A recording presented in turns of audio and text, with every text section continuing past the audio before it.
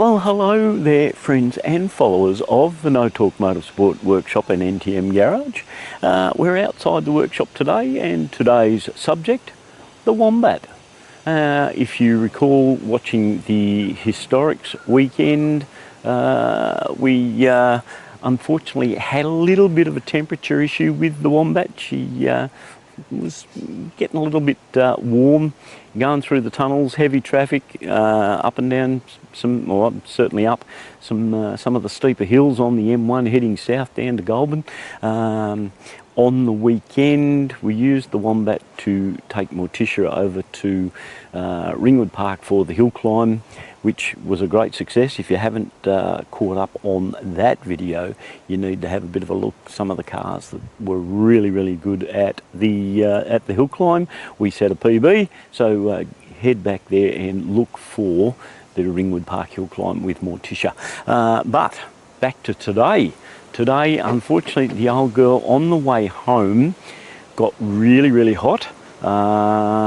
Did some really weird stuff as far as hot air coming in through the cabin before going really cold. A little bit before the temperature gauge started to rise, but we were monitoring it really closely, and we think we shut it off before it did some serious damage. But we need to go in and explore. So, Wombat, TCR10 Tarago, in we go, see what's causing some of these temperature issues.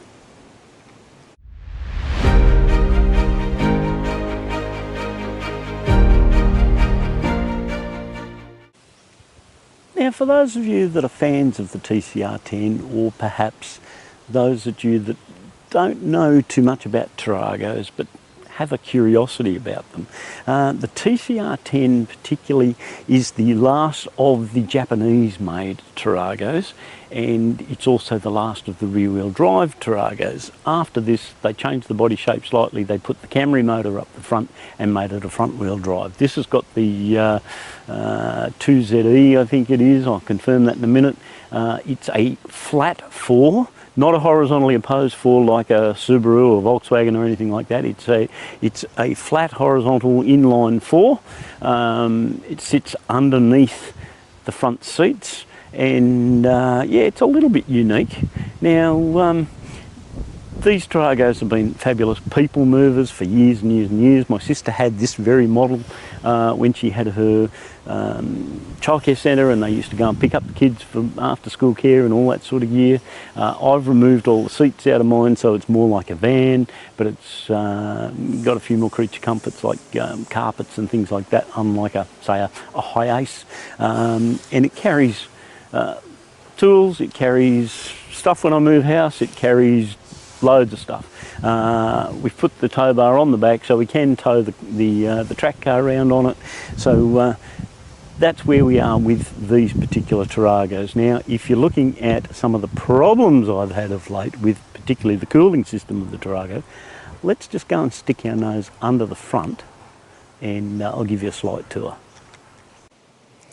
Now, unless you've got particular interest yourself in an old Tarago, this video is probably not going to be hugely of interest to a lot of people, but could be very valuable to you if you do have one of these great TCR10s that I affectionately call the Wombat.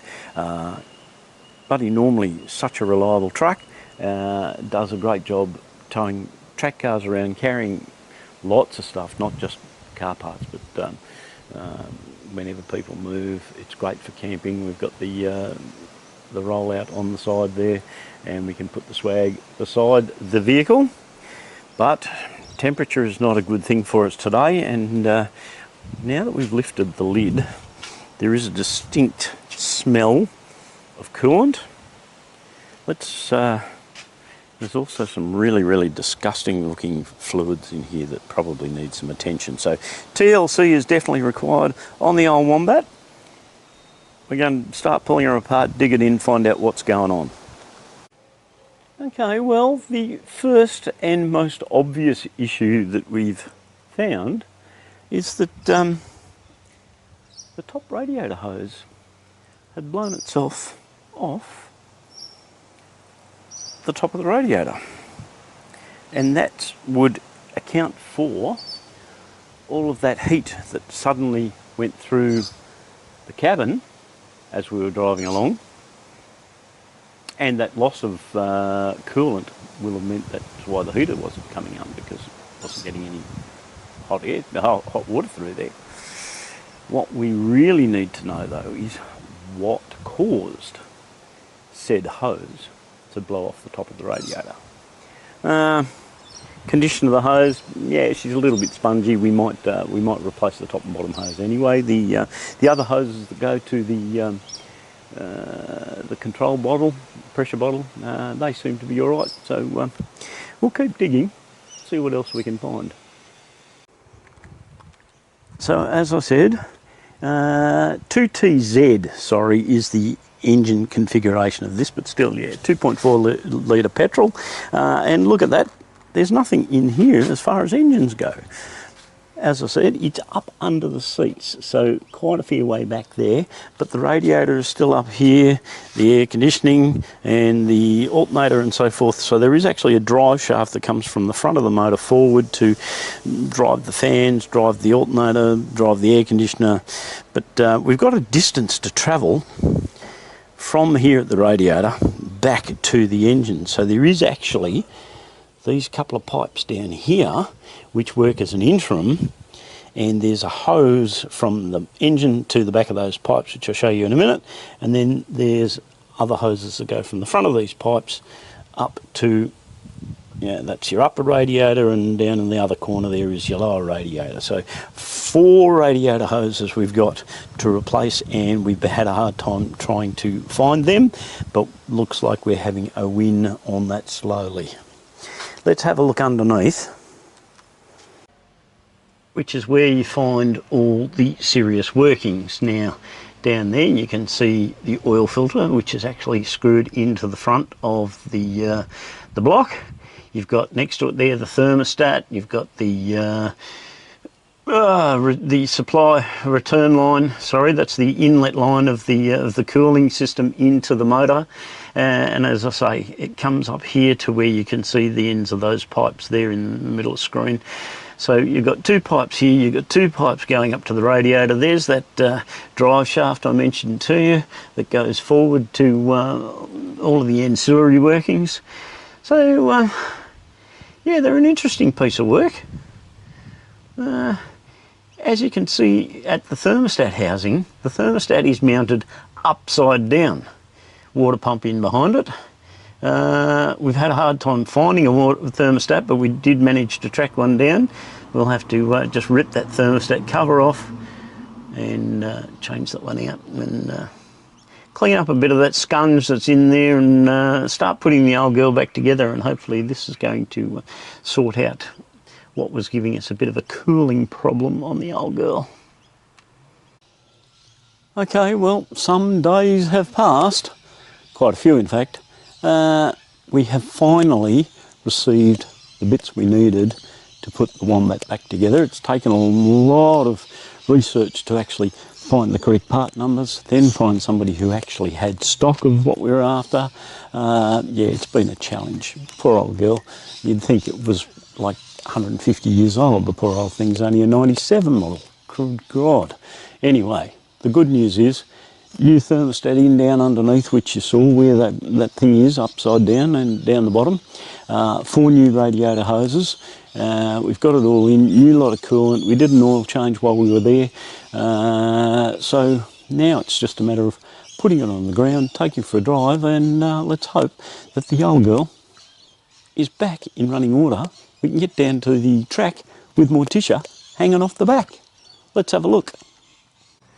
Well, before we get the Wombat back down on the ground and take it for a test drive, the 18s on the girl, we actually need them for the project which you are still waiting on information on. I've given a couple of hints, but yes, we need to borrow the 18s off the Wombat.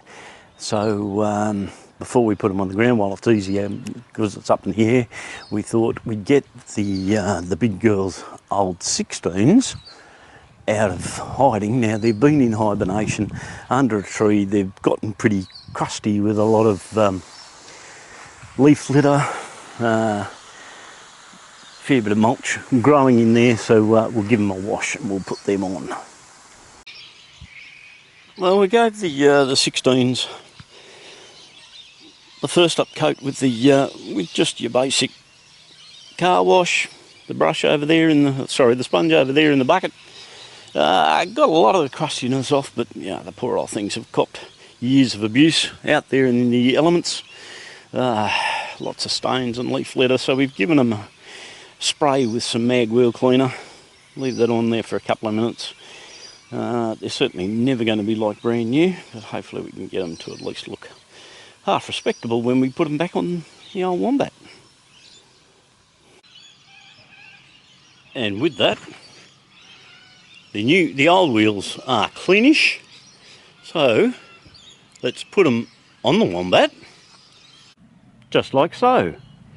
But now we find the bad news. Just as we've put the 16s back on and we're about to drop it on the ground, we've gone and seen a little bit of a puddle on the floor here. And investigating, we've gone up here and gone, oh shit, that's not good. There is coolant leaking from the exhaust. Coolant from the exhaust is not a good thing. So where we thought we dodged a bullet, it may be that there's a cylinder head that needs to come off and there's something a bit more drastic in there. So with that little bombshell, I'm going to end this video here. I didn't want to end this video here. I wanted to end this video with, hey, it's great, it's fixed, it's done. Anyway, let's move on. You've seen how the cooling system can be worked on with the TCR10 Tarago. The other thing that I didn't mention about the cooling system of the Tarago, when you are refilling the Tarago, you will have seen that she's up on a set of stands at the front. Having the nose up is going to help you with your bleeding of the cooling system. So if that's helped you with doing some stuff with your cooling system on your Tarago, then I'm happy for that. If you've just out of curiosity learnt something, I'm happy with that too. Next is off comes the head. That'll be coming up in the next project.